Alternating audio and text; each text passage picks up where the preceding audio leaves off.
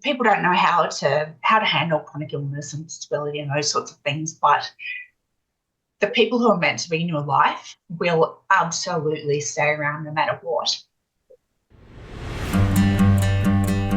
Welcome to the Redefining Midlife podcast. I'm Jo Clark and I'm so glad you're here.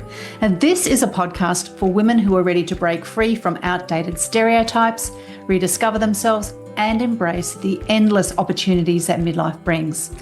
Each week I'll share expert advice, actionable strategies and inspiring conversations with incredible women who are redefining what it means to thrive in midlife and beyond. From health and wellness to reigniting your purpose and passions, this is your go-to podcast for feeling empowered, supported, and seen. And midlife isn't the end. It's your time to shine, rewrite your story, and create a life that you truly love. So let's get started. Imagine being in your early 20s, traveling, building a career, and embracing everything life has to offer. When suddenly, in the space of moments, your world is turned completely upside down. Well, that's exactly what happened to today's incredible guest, Lisa Cox. A brain hemorrhage caused by strep A, followed by a cascade of life-threatening complications, pneumonia, seizures, heart attacks, and multiple organ failure, left Lisa in hospital for over a year. She underwent more than a dozen operations, including heart surgery and multiple amputations. 2 decades on, she lives today with both visible and invisible disabilities, partial blindness, epilepsy, memory and speech changes, and ongoing fatigue and nerve pain. And yet, her story is anything but one of defeat. Lisa is an author, university researcher, TEDx speaker, and internationally awarded thought leader. She's a passionate advocate for disability representation in media and advertising. And earlier this year, she was awarded an Order of Australia Medal, OAM, for her outstanding service to the disability community. Lisa had a successful career in corporate advertising before her life changed forever. And while she couldn't control the permanent impact on her body, she realised that there was something that she could change. The narratives and the perceptions around disability in the powerful industries that shape how we see the world.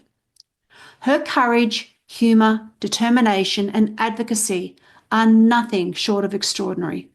And I'm so honoured today to introduce you to Lisa Cox. And welcome to the Redefining Midlife podcast, Lisa. I am so looking forward to talking with you today and to share your amazing story with all of the listeners who are members of the podcast, and also the incredibly important advocacy work that you do with those with disabilities in our world. Thanks so much, Jo. Really great to be here. Now, I've been following your work from behind the scenes on Instagram and LinkedIn for some time now, and I'm in constant awe of how you're using your lived experience to help others. And today I'd like to share your story for listeners that haven't had the privilege yet to meet you or have a conversation with you. And so if you could just share your perspectives on of how disabilities impact in particularly women who are in the middle of life and beyond, what can be done in this area, and then what we can do, as I said to you before, before I hit record, as able-bodied people to reshape that whole narrative of disability and what that looks like in society. And I think it's a conversation I think is well overdue for the majority, the able-bodied people in our society. And I'm just really looking forward to hearing what you have to say about so many things that we're going to discuss. Yeah, really looking forward to it as well, because disability isn't just something for people like myself and other disabled people to advocate for and to do work on. It's an everybody issue because statistically, I think it's the UN who said we're all going to be disabled at some point in our lives, whether that's temporarily or, like myself, acquiring a truckload of them in my early 20s. So making things more accessible and inclusive now isn't just for people like me and other people with disabilities, it's for all of us. Mm. I think also what we discussed, Lisa, before hitting record, is the percentage of people that we're talking about, because we seem to think it's only a small fragment of society. But when you just talked about then, it's going to happen to, basically every single one of us at some point in our life. But for those of us who aren't going to be disabled all of the time, what number of society are we actually talking about? Globally, it's about 20%. So in different countries, Australia's at the moment about 16%, and other countries will be higher and lower depending on things like healthcare systems and, of course, how many people disclose their disabilities, because there are people who choose not to, and that's completely fine. So they're not taken into consideration when we're getting numbers like this. So roughly 1/5 of our community has a disability, and I do work with business and brands. That's 20% market share that they're just leaving on the table, basically, because they're not thinking about us when they do things like their marketing and their advertising. And then there's also the people who are neurodivergent, so ADHD, autism, and all sorts of things like that. And that brings that number up even higher again. But of course, they have the privilege of not choosing to disclose if they don't want to. I'm in a wheelchair, so you kind of know something's going on. But people who are neurodivergent, perhaps some of your listeners who are choosing not to disclose, or with chronic illnesses, there's a lot of us out there. And that's why I thought it was such an important topic to be able to talk about. I did a mini series last year on neurodivergence, where I had a number of women who spoke of their own lived experience, and also professionals who talked about how it can appear for women in the middle of life as well. And then I thought this is a great topic to also talk about disabilities, and I'm going to be having a couple of other episodes following in behind on those invisible disabilities that women, or not just women in general, but I'm talking women for this particular program, that they carry that you would never know. And that's such a huge burden. And I think the more we talk about it, the more we normalise something like this, the easier it becomes for the people who are affected, as well as being accepted as this is a normal part of what happens to people. That's right. It does need to be normalised, because it affects, they're really small, insignificant things. When I go into a clothing store, I'm ignored, or if my husband's with me, they assume he's my carer. But then it affects much bigger things like education, healthcare, employment, and those bigger social or societal things as well. Yeah. Well, we'll dig into some of those bigger topics further into the conversation. But firstly, I'd really like to learn more about you, your younger years, where you grew up, what life was like for young Lisa. Oh, well, I grew up in Brisbane, originally from Northern Queensland, but came to Brisbane when I was about 4, and everything was sort of going normally, quote unquote, if there's such a thing as normal. But school, university, got business and media degrees there, and then moved to Melbourne, started working in advertising as a copywriter, loved my job. And when I was 24, I was at Melbourne airport one morning and I had a stroke. So I don't remember what happened, but was taken to hospital, spent 3 weeks in a coma, 2 months on life support, and over a year in hospital after that. So that first year was pretty shitty, because as grateful as I was to still be here, I medically died twice in hospital. My parents were told they might have to turn off my life support, some really horrific things like that. During that first year, I lost my left leg, all of my right toes, and 9 of my fingertips were amputated. I still have my left thumb. And what else happened? Oh, hip replacement at 27, heart surgery twice. And, of course, I have a invisible disability, a permanent brain injury. So my speech has been affected, but I'm also now over 25% blind. I think we spoke in pre-recording, all the things that happen in peri or in menopause, that was all happening to me at 24. Concentration, focus, all went out the window. And yeah, that's in a nutshell, I suppose. That's me. So And Lisa, what caused you to lose your limbs, your fingers? What was right. So this is where I'm not I have no medical qualifications whatsoever. So I'm going to put it in layman's terms. Please.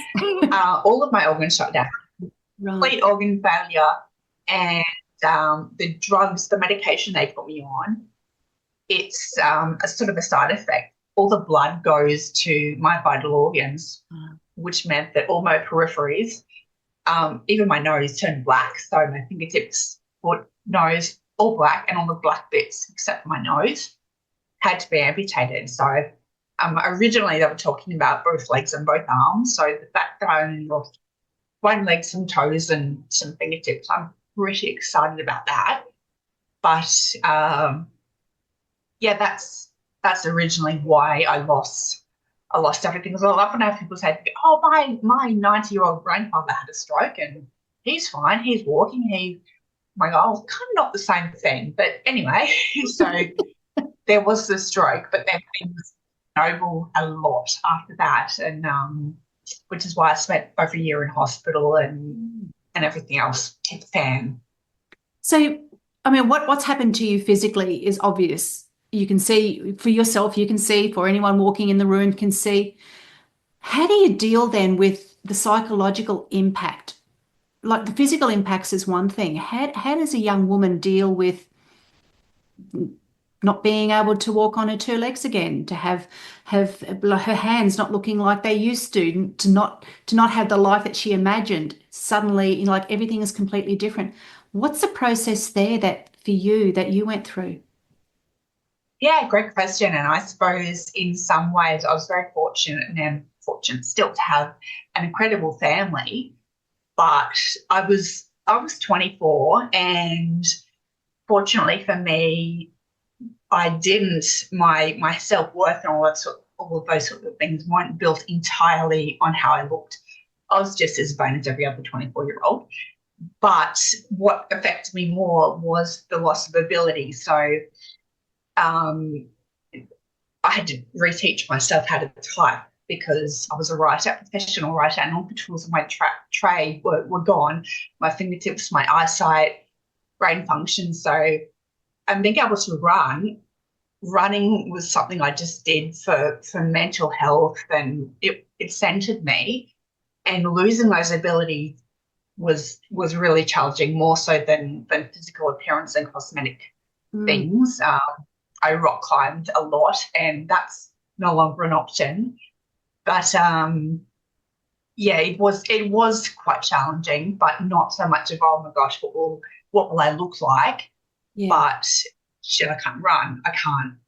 I can't do these things. I can't write. I can't just be spontaneous and go to the beach for the day and those sorts of things. Yeah, it's creating a whole new normal on something that is not normal. And that would Yeah, have been, yeah, that would have I been know. difficult. Yeah. It No. was, yeah, creating a whole new normal. Fortunately, though, I had that first year in hospital, which was a blessing and a curse, because I acquired my disabilities and sort of had that first year to get used to things in the safe confines of hospital, surrounded by great staff. Yeah. So you must have had a wonderful team, including your family, to help you and support you to make some of these massive mindset shifts on how you deal going forward. Yes, some of it, my family, mum, dad, sister, and brother, and now my husband, have been absolutely amazing. A lot of things I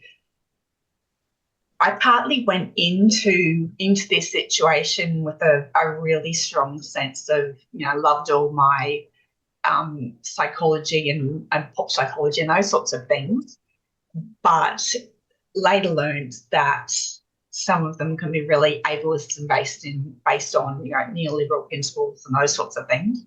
So yeah, relearning mindset and identity and all of those sorts of things. It's an ongoing process. I mean, I think I'll still be trying to work it out when I'm on my deathbed, and that's whether or not I had a disability. I think I'll always be evolving and I'll always be learning, and that's something that I would have said regardless of disability.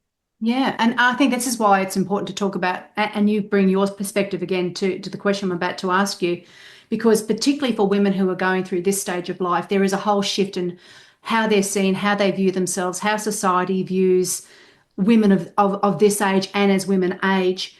So I'm really keen to know more about how you're finding this perspective shift as a woman who is in the early stages of midlife. Are you noticing changes like the invisibility that seems to hit a lot of women, or they tend to feel it? Is that being amplified for you? 100%. So I already was invisible, being physically disabled, and I spoke before about the shops, but it's a frustration that through disability, I'd walk into a clothing store and shop assistants would come running and say, how can I help you?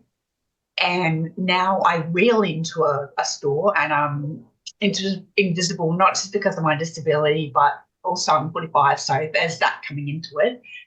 But shop assistants nowhere to be seen. I'm like, oh, my credit card still works. So what's going on here? But it is incredibly frustrating. So there's that whole intersectionality thing that if I was also a woman of colour or other things, that it would be compounded again. So I do have certain privileges in that I am a, white heterosexual woman, but I certainly did notice that invisibility the moment I acquired my disability, which is one reason why I do so much work around creating visibility for disability now, because I recognise how important that is when it comes to changing social attitudes.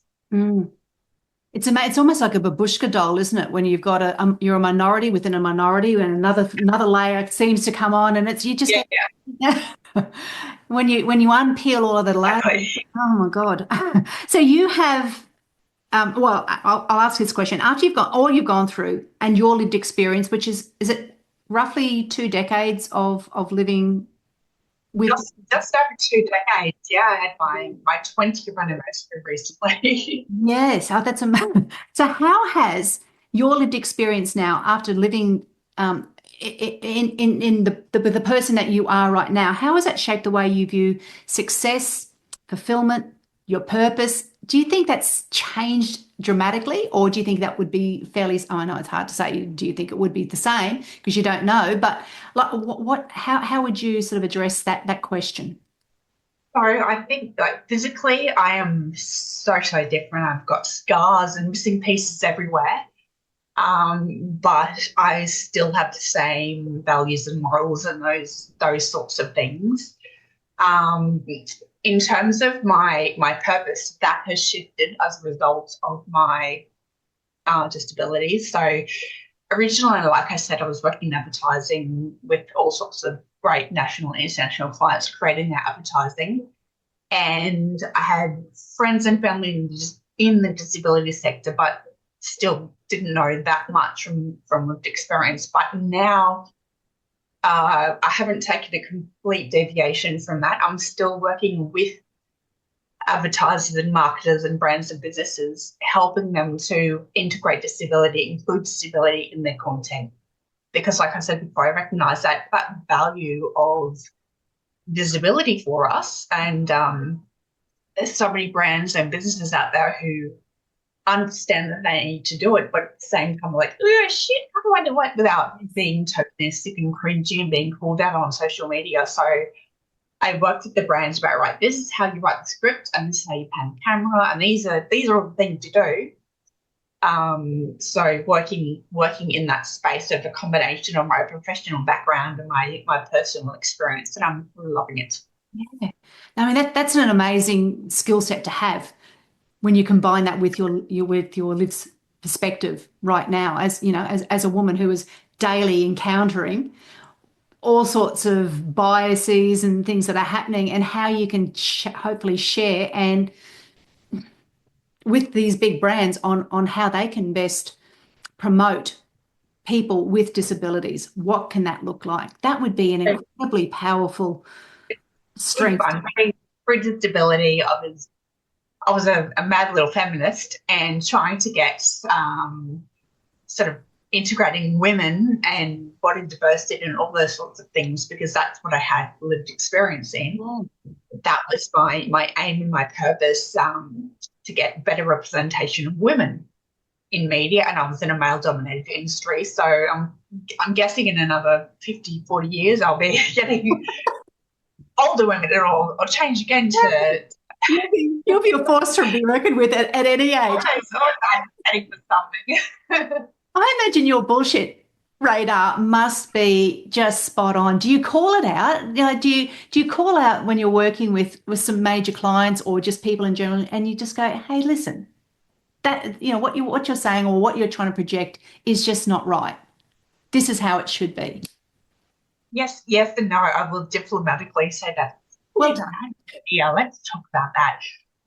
One of the reasons I come at that from that angle, yes, my bullshit radar is really, really good these days, but I also recognise intentions. So people say really silly things to me all the time, like, that's so wrong and so ableist. But part of me would love to just jump on my soapbox and start lecturing them about disability rights and justice. But I used to be that non-disabled person who was scared shitless of saying or doing the wrong thing, and probably said some really silly things, not intending to hurt or anything. So, that's one of the reasons that I advocate the way I do. And I've heard people say before, it's calling in instead of calling out. So, of course, there are times when some really disgusting behaviour needs to be just called out, and that's absolute bullshit. But I try to work with people and help them understand the why behind why it's so bad, because I was once the non-disabled person who didn't know any better and wanted to learn. Yeah. And I sometimes wonder, Lisa, if people say things and then as soon as it comes out of their mouth, they're going, oh, shit, what did I say that for? Like, it's just to fill the air. Sometimes people will say things that they probably don't really mean, or they may be curious, they may be just completely ignorant. But either way, it's a great learning opportunity. And I just thought then, like, when you had you're a TEDx speaker as well, which is amazing. Are platforms like that, do you find them to be really valuable in just getting the conversation started, raising awareness? Like, how do you see your role in this area as well? I think I'm adding to the conversation because there are some amazing disability advocates out there already, and also some disability advocates who've been doing this work for decades, centuries before I came along. So I'm certainly not the first disability advocate, but I'm following on from some incredible people who, because of their work with social justice and things like that, have made the path easier for me.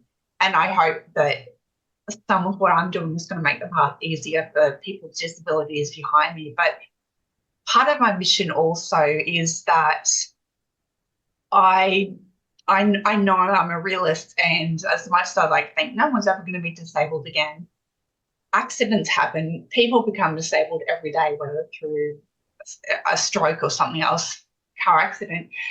But I never want anyone to feel like I did those first few months in hospital when I found out I was going to be disabled for life. I was devastated when the nurses came into my hospital room with a wheelchair and sort of implied, this is how I'd spend my time now. I had so much internalized ableism, but that wasn't a result of horrible stuff or anything like that. It was a result of 24 years worth of misinformation and poor representations in media that told me that people with disabilities don't have friends, don't have gainful or meaningful employment, can't get married, will be sad and miserable always. So I can't change my disabilities, and there's certain things around disabilities that we can never change. That's just a given. But we can change things like media representation. That's simple. It's much easier than I've done. I mean, much harder than I've made it out to be, but it informs systemic issues as well, like education, employment, all of the bigger issues which affect us. So that is why it's such a big part of what I do to change that conversation around disability, because I've had so many experiences over the years that have sort of made really, really obvious to me that society needs to do a better job at understanding 20% of our community. Yeah. And I'm just also, as you were speaking then, I was thinking this stage of life, and you kind of touched on this, well, more things are going to happen. More things are going to happen to us physically. We're going to have a variety of women, likelihood of having various health crises, suddenly life's upside down. So what would you say to a woman who is in midlife, who might be struggling to adapt to a diagnosis, a disability, or a major change in her health? What sort of things could you advise her? Okay. Surround yourself with the right people. That can be in real life or online. So I certainly had to do this after my disabilities came along. People just vanish, but that's not necessarily on them. Certainly not me, but people don't know how to handle chronic illness and disability and those sorts of things. But the people who are meant to be in your life will absolutely stay around no matter what. And it's also, and I can only say this upon reflection, at the time when everyone, well, not quite everyone, but a lot of people just went, oh shit, bye, see ya. Friends disappeared. But I can look at that now as being a really great opportunity to connect with. I've met some amazing people in this journey the last 20 years. Some of them disability advocates, some of them don't have disabilities. They're just some people who get it. But it can be a bit heartbreaking. Like, where do my friends go? Where's everyone gone? But look at it as an opportunity to connect with people who really, really get you and get what's going on, because you don't want those people around you who are too afraid to have real conversations and discuss, be it disability, chronic illness, or something else, a diagnosis. You don't want those people in your life. And I think also I've heard, your listeners will have to tell me, that menopause, your bullshit radar just goes off, and you suddenly, but mine, when I was at 24, and I was like, you know what, I can't be fucked with all these people because they bring nothing to my life. They don't serve me. They don't serve my mission. So I was really fortunate to have that happen to me at 24, instead of having to wait till I got older. Yeah. But yeah, it's just reframing that whole process in your mind, I suppose, whether it's a diagnosis of a disability or something else. But it being an opportunity to connect or even reconnect with the right sort of people. Yeah, that's incredible advice. Thank you. And I'm sure women who are listening, who are going through something big for themselves at the moment, will appreciate your words of wisdom there. When we first met a couple of months ago, you were talking about dating and the role of relationships, and I thought, that was a really interesting topic. Now, you're happily married, you've got a very supportive husband. What sort of role does navigating all of that when you're a woman with disabilities? And keep in mind, now we've got women who are going to be listening are going to be older women who may be going through this as well. So then you've got that, the babushka doll we were talking about before, another layer to add on to the difficulties. So what sort of things can you share about in this topic? Dating with a disability. Oh, what a shit show. That would make a great movie. I met the most amazing man. We've been married now for just over 11 years, nearly 12. But prior to that, spent a while dating, and I had an article published recently for Women's Gender, and I spoke about the fact that when I was on the dating scene over a decade ago, I'd maybe stand up at the bar, and because I can stand if I'm holding on to something, my disability allows me to stand. My wheelchair behind me, and my fingertips were hidden. In other words, you couldn't tell I had a disability. Yeah. and I make eye contact with someone across the bar, a guy, and I knew it was going to happen, and I kind of had a bit of fun just playing this. So he'd, walk around the bar looking all suave or thinking he was, and then I'd sit down in my wheelchair and watch him turn the corner, and just like clockwork, every time they'd just see the wheelchair, see me, and just be like, oh, where's the nearest exit? Go to the bathroom, check their phone, do something.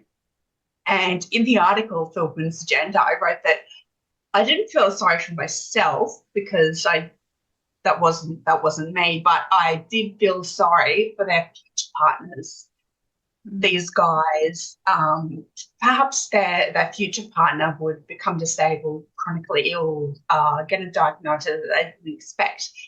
And when you're in that situation, it's not so easy to just take a left to the bathroom or call your mate. And that really stuck in my mind. But the article was called "How My Disability Became My Secret Weapon," because I realised that it helped me weed out the wankers, basically.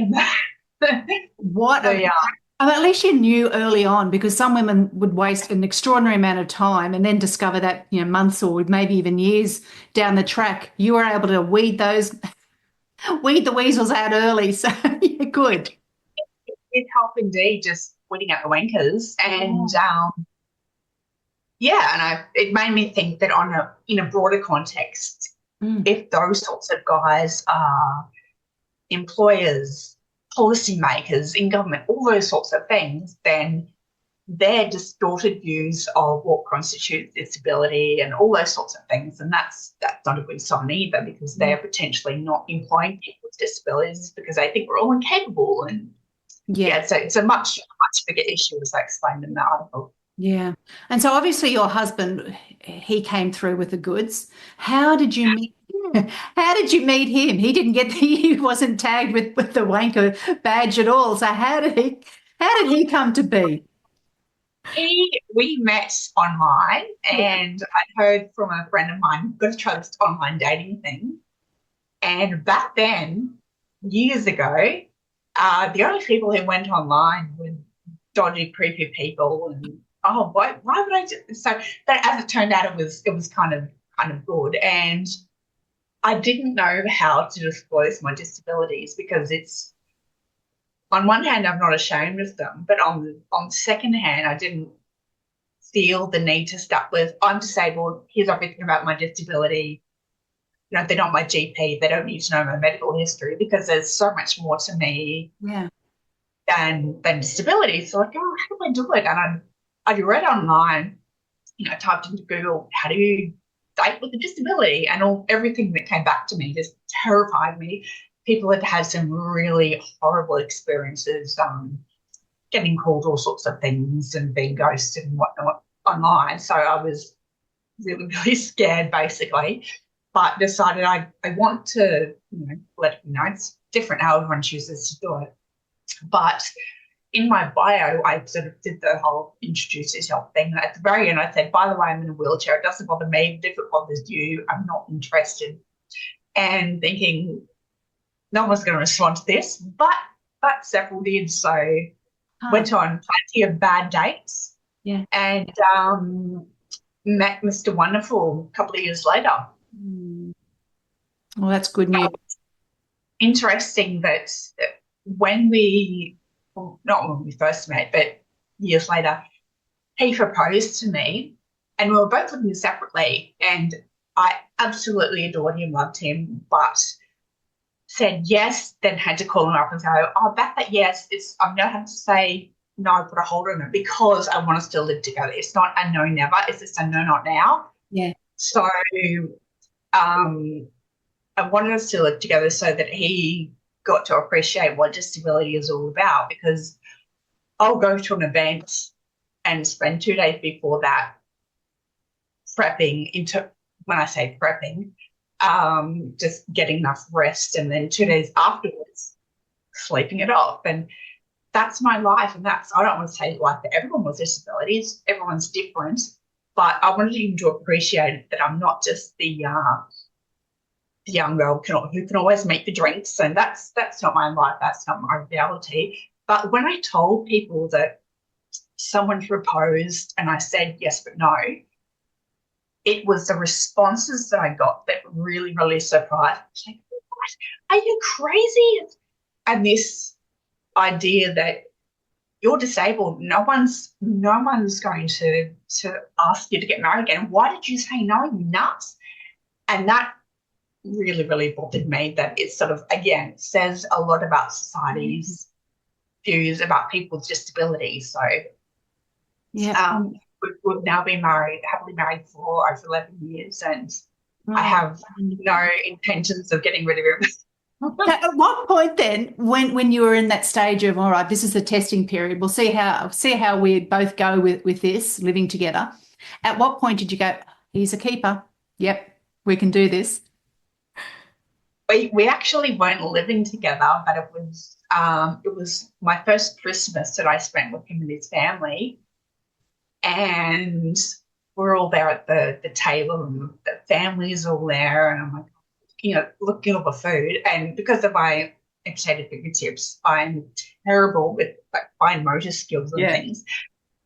And I really, really, really wanted to eat one of the prawns because I love seafood. And without even thinking, he just picks it up and peels it for me. Like, oh my God, he's a keeper. So I know that's this strange way to say he's a keeper, but accessibility, and whether it's reading the subtitles on the TV screen or looking for an apartment or a house when we're in the early days looking for somewhere to live, he just does it without thinking. Even on our first date, I had a glass of wine in my hand, and I can't wheel a wheelchair and hold a glass of wine at the same time. And he just sort of put his hand out to take it as if no big deal. And so, I should praise him for something so basic. Like, there's a lot of people who don't Absolutely don't understand that. It was just second nature to him from the get-go. And so did your husband have somebody in his life that he knew that had a disability, so he kind of knew how to behave, what you might be going through? Was that part, or was he just innately a very sensitive? I think innately he is very sensitive, but he did have distant relatives and those sorts of things who were in a wheelchair in their later years, but he's just innately he just gets it, basically. Just carrying on. I came home one day before we were living together. We were talking about a house or an apartment or what we do, and he'd been researching lifts because some of the houses I've been looking at, they were 2-story and I couldn't do stairs and things, but he was just researching lifts because that's what he does, and he knew that would be an option for me, and yeah, so... Well, you get what you deserve, so you're deserving of somebody. Yeah, what an amazing man. So that's great to hear. You've got a good one, I've got a good one, and I know plenty of other men who are out there who are wonderful. Which yeah, as I said, they often get a bad rap. So I'm glad that we've been able to highlight just how important your husband is. So Lisa, is there anything that you think that you might or you would like to change, or have ever thought about changing, given the life that you've got now and how different it was to what you might have thought it was going to be when you were younger? Yeah, that's a great question. And I've had several years to think about it. And I suppose in the beginning I was like, why? What is going on? I want to change everything. But reflecting now, 20 years later, there's some things I would change. My chronic pain, for example.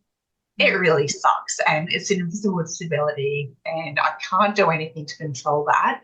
Medication hasn't worked. I just have to use distraction therapy, so working and writing and speaking to you means that I don't think about it. But that's one thing I could change. But to be honest, because of my disabilities, I've had so many opportunities to do awesome things that I wouldn't otherwise have done, even meet my husband. I was living in Melbourne, had plans to move overseas, these grand visions. I've worked for an advertising agency in New York, and that was on my radar, what I wanted to do. But instead, I moved back to Brisbane, met my husband, do this work that I'm doing now, and I wouldn't change any of that, even if it means I have to be in a wheelchair with one leg. Yeah, it is amazing what happens in the things that happen in our life, the trajectory it'll take us. And things, they're all saying things happen for a reason. And, when you're in the thick of it, you roll your eyes. But looking back, Yeah, that's such a powerful answer that you just gave then. Thank you. to your listeners who are perhaps in the thick of shit, to put it another way, don't underestimate the power of therapy. There's this idea that we have to be strong, resilient, and just soldier on regardless. And that's, I think, sometimes the mindset of older generations as opposed to younger ones. From my experience, Dad, I love him to death, very stoic. She'll be right, mate.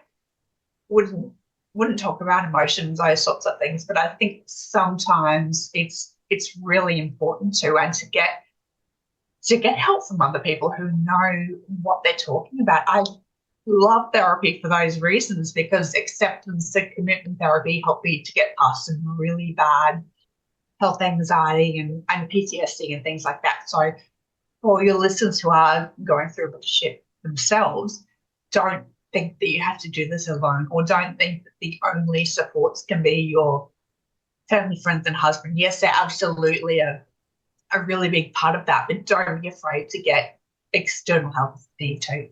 Mm.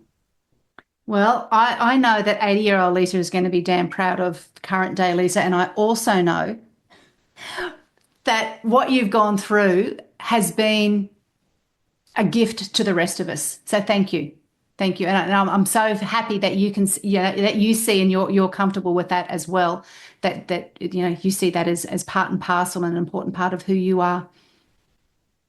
So it's been a reframing process. Yeah. Instead of only looking for the negatives and there have been plenty. I don't want to make out that disability is all sunshine and roses and romanticize it, but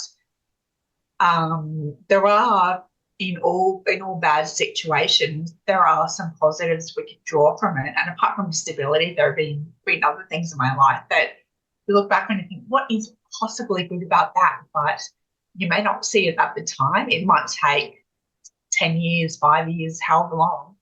But you can look back and think, even if it, wasn't a case of got this big fat check because of it, you can look back and see that I'm more resilient because of that. I look back at my all the things that went wrong, so to speak, when I was younger, and at the time of pre-disability, at the time I was like, this is terrible. There's no good to come of this. But I later realised in hospital and years after that they were sort of my training wheels. I could use all of those bad experiences to help me through this new phase of life. So even though we don't, we always say, don't look back, don't look at your past failures and things like that. I think it's sometimes really important to recognise them, or to acknowledge them and go, you know what, that happened. It was absolutely horrible, but holy shit, look at me. I got through it, and I'll use that. I'll learn the lessons from it to get me through this next challenge. Yeah. And I think that's probably the beauty of the transitions that a lot of women go through in the middle of life, major life transitions, that you can use the adversity. Once you've gone through the worst of it, you come out stronger and ready for the next, with a lot more knowledge, wisdom, and ability to handle whatever comes your way. So we'll change tack now from you and your lived experience of what you've gone through in the last 2 decades, and talk more about the work now that you're doing. So you have been an incredibly powerful voice in challenging the way that disability is represented in media and marketing. What are some of those common myths and stereotypes that you see, and how do they hold us, not just people who have got a disability, but how do they hold all of us back? Okay, so I suppose if advertisers and marketers, the common myth is that it's too hard to do, or it's too complicated, or it's going to cost double the budget or something like that. And none of that's true. I know about 15 years ago, I went back to advertising agencies for a short time after acquiring my disabilities, and I remember thinking, if some of my clients did want to include talent with disabilities, where would they find us? What would they do? And was just Googling really simple things like talent with disabilities in Australia, models with disabilities, all of those sorts of things. And 15 years ago, there was nothing. In Australia anyway, the US and the UK roughly they're ahead of us. But over those 15 years, I'm so excited that there are businesses and organisations out there who are providing talent and Media Diversity Australia, who I've done some work for, giving professionals the tools to create more inclusive content, because all of that just wasn't around when I was in advertising and when I came out and started searching.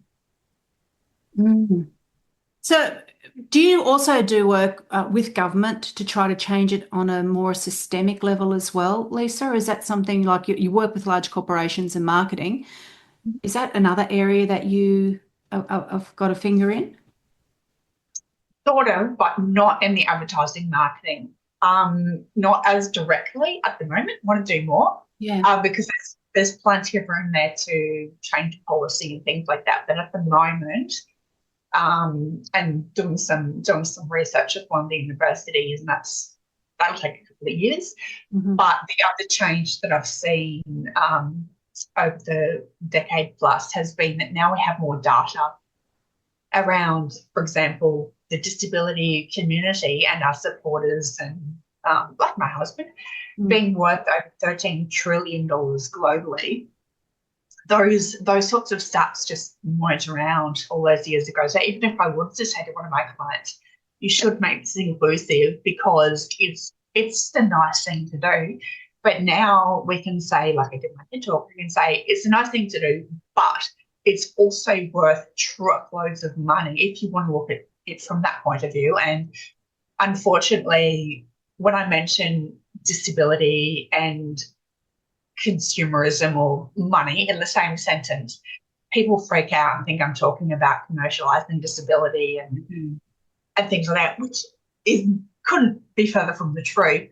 I've just spent enough time in boardrooms to know that so many of the decision makers around who gets seen, and this isn't just a disability thing, it's an age thing as well, who gets seen, they want to know about the figures at the bottom of a profit and loss statement. So we need to talk to them as well as just saying it's nice things to do for society, which absolutely is.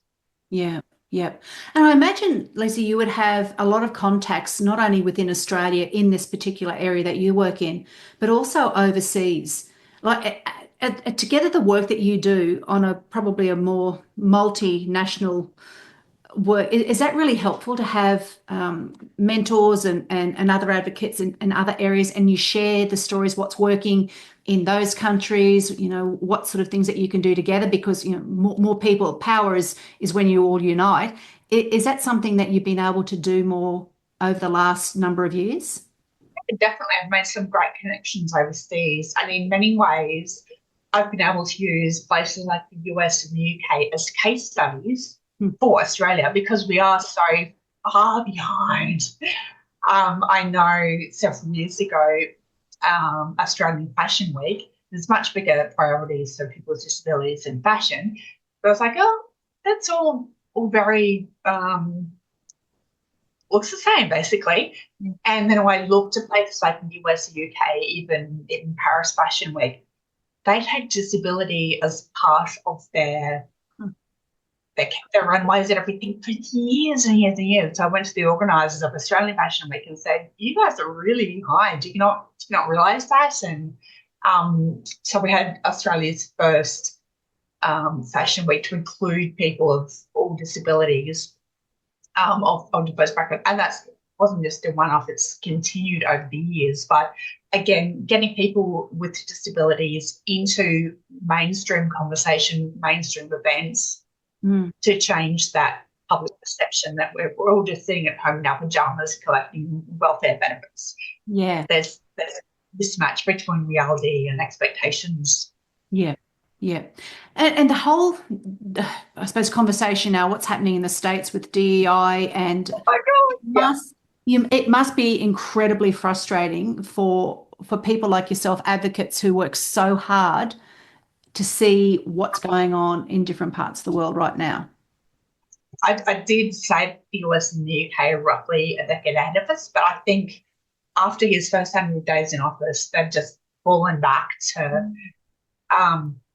yeah, he has undone so much incredible work by so many disability advocates and activists. And I've, heard a lot about it through the conversations I have and the newsletters I subscribe to, how terrible it is, regardless of where you sit, where you vote, and just failing to realise that we're all diverse. It's not just about white Christian neurotypical men. There's so much diversity in the world. But I'm trying not to swear too much.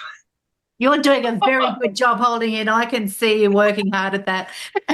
So have you got friends that you talk to over there who are working in this area? Like, how do you support somebody? Because this is, basically a lot of the things are beyond our control anyway for the general person. How would somebody feel I know how someone would feel, and they'd be wanting to do a lot of swearing too, but how do you support your colleagues, who are going through all of this in the States at the moment? I think in terms of what your listeners can do as well, just knowing that you don't have to be disabled to be a disability ally advocate or something like that.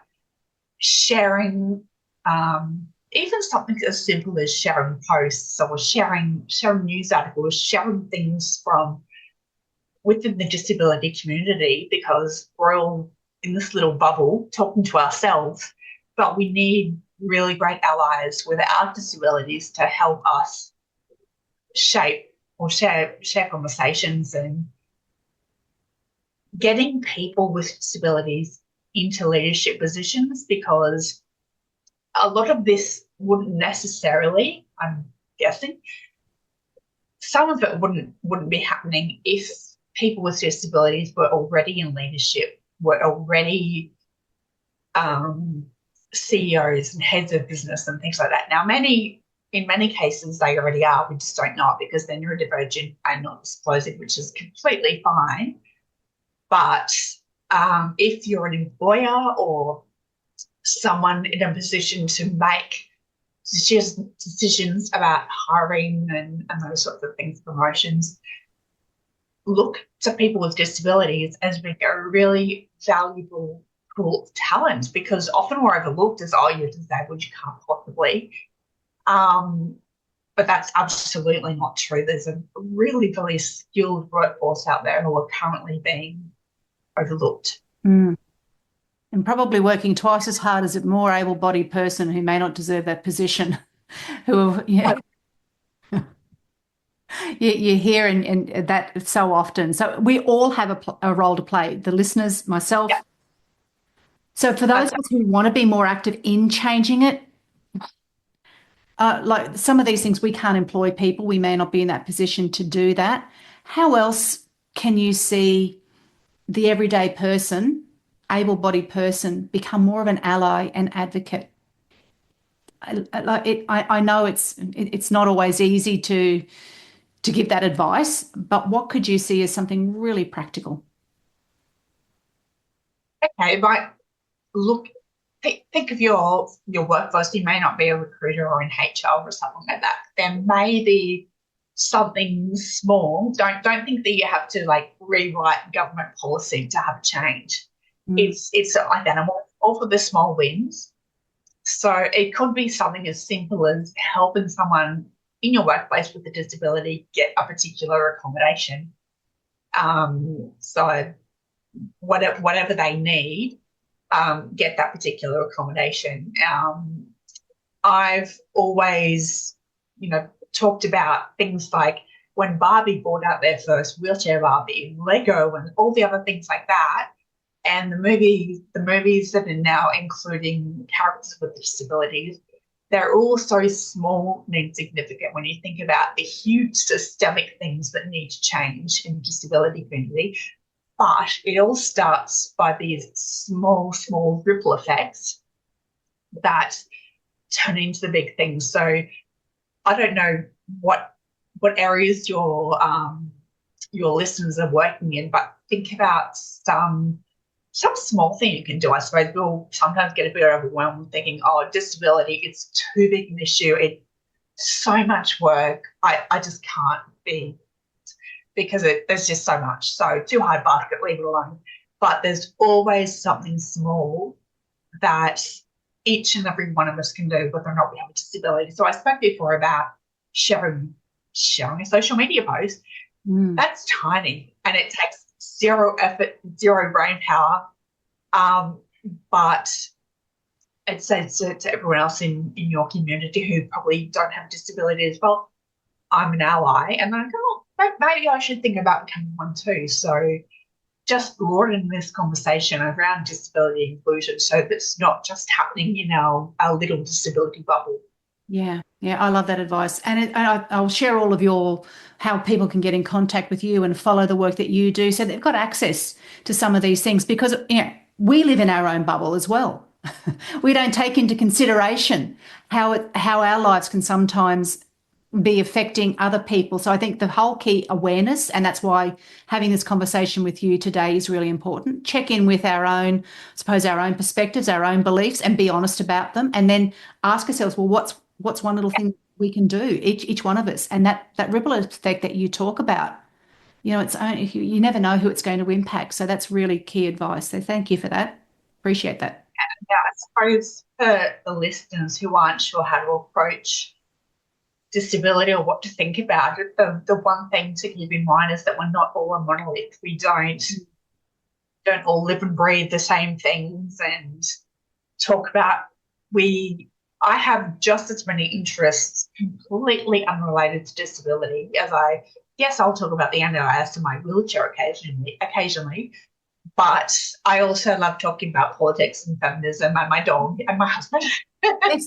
And I'm really happy to talk to anyone else about that. But I suppose one way to think about it is people are like, can I ask you? And going up to a stranger in the supermarket and saying, what happened to you, is an absolute no-no, even though different people with disabilities may have different opinions. I will certainly be an open book to anyone I know well enough and tell them all about it.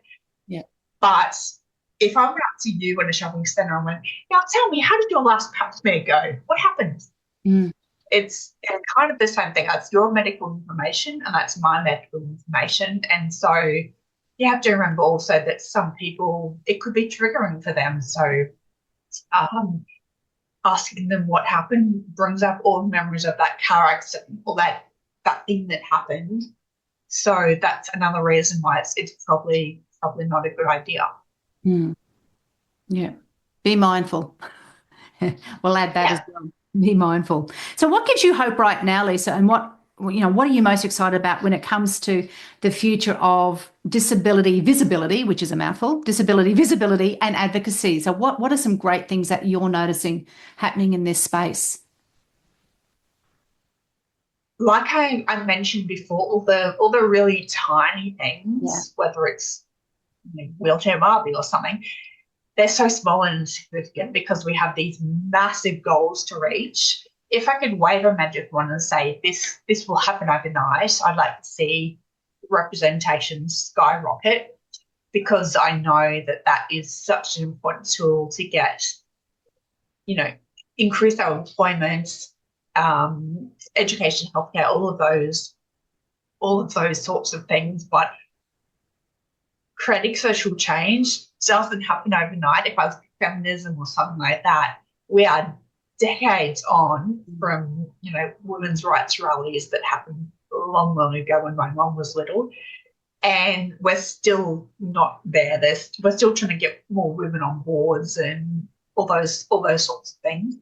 So, again, looking as a case study at cultural diversity, yes, there have been some great changes, but we're still a long way behind. But that's why I know that the work I'm doing now, I hope that when my nieces and nephews who are not even teenagers yet, when they get to old age, long after I've gone, I hope that disability is not something that they even think twice about. My sister, she's beautiful, but she would send me photos of, look, there's a wheelchair on TV, or look, there's an ad with the wheelchair. And that stopped, which that's fine, but it used to be such a big thing. And oh my gosh, amazing. Now it's slightly less so. Yeah. And I hope that in the future it's just not even an issue. It's like, oh, well, of course we do. That's just common sense. Yes.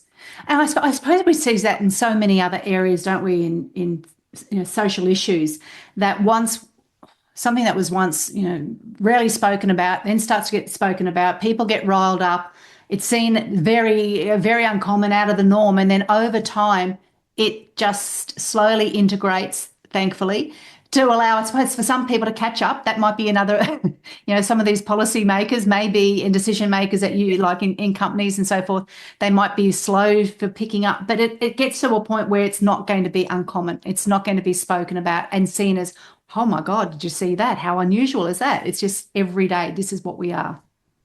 Yeah, and I certainly see changes happening very, very slowly. If I think back to when I first acquired my disabilities, what was available, what's happening and what's happening now, there have certainly been changes, not as many or as big as I would like to see, but the changes are less so. Yeah. Have to keep chipping away at it. Yes. And I think probably seeing more high profile, say that again, not high profile people in media, in sports, in politics, in all facets of life. And that's what we need. We need representation, or disabled people need representation in all facets of life, not just one particular area. That's exactly right. So Ali Francis recently got Yes. around us. Super excited about that, regardless of what political party you're a fan of. A disabled woman in Parliament. Woo! So, yes. yeah, Bumps. not got picked out by women, but by disabled women. And that's pretty cool, because I know that probably wouldn't have happened when I was in the 80s and 90s when I was growing up. Even I, went to school with kids who had disabilities, it was still a very, not, we weren't in those positions of power. So that's where policy change is going to happen. We do have those people with disabilities who are leaders as well. Yes. And what was really interesting, I think, for many people, myself included, because I didn't know much, I'm a Queensland based as well, but I wasn't aware of Ali until she won the position and won the seat. And then, it was Ali the person, her disability, and about her life and all of the things that she's gone through, and her, physical disability that she's now got after her accident. That was secondary. And isn't that wonderful that her as a woman, she wasn't, for me, when they were first starting to talk about her, she wasn't seen as just a woman. She was the disability running for a seat. She was a woman running for a seat. That was the story. That's exactly right. And they're the sorts of changes that I've seen more of. Just conversations like that. There's, incidental conversations around not the disabled writer or the disabled speaker, just a writer or a speaker or a podcaster or whatever the case may be. Yep, which is wonderful. All right, so a quick few wrap-up questions for you now. What are you enjoying about this stage of life? So I think I joked to you in our early conversation that I've been in perimenopause since I've had my brain injury. So night sweats and all the things. That's just been side effects of my brain injury, and life as usual for me. So I'm looking forward to I'm not really looking at that as a positive, but I've got my head in research at the moment with the university, and I'm loving some of the things we're finding and how we can create change with that. But yeah, just a big donor at the moment doing my but I'm loving the research findings to come out of what we're doing. My husband we've got a few trips planned, so I'm looking forward to just hanging out with him. Yeah, excellent. Spend some time. Nice.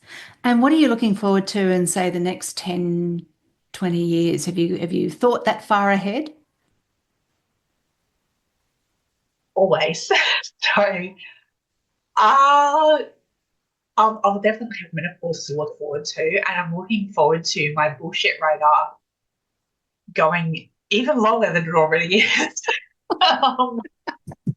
But that'll be an absolute positive, I think. But yeah, just being able to do more of what I want to do and enjoy rather than what's expected of me. I've already been doing a little bit of that growing up. I didn't want to have kids, and my husband and I made that decision, even though society was like, "You're a woman with ovaries, you must have children."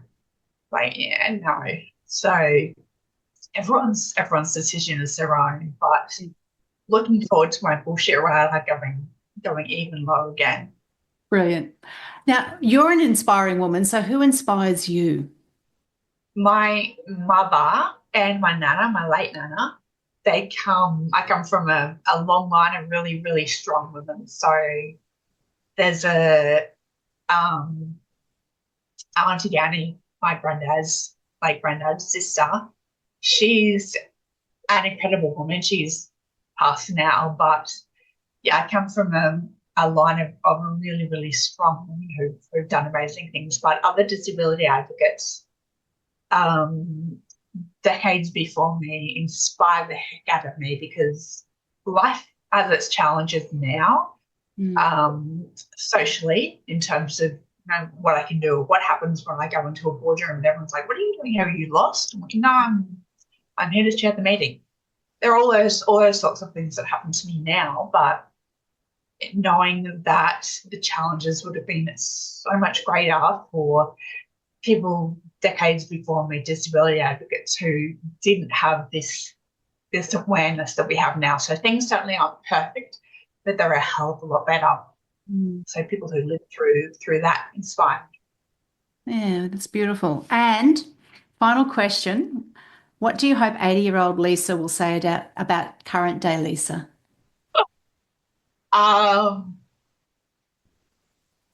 You did all right, and I'm glad you did all the things, in terms of I'm at the gym a few times a week, because I know that the 80-year-old version of me is going to have extra mobility challenges. So I'm planning for that now. I go to the gym, lift weights whenever I can.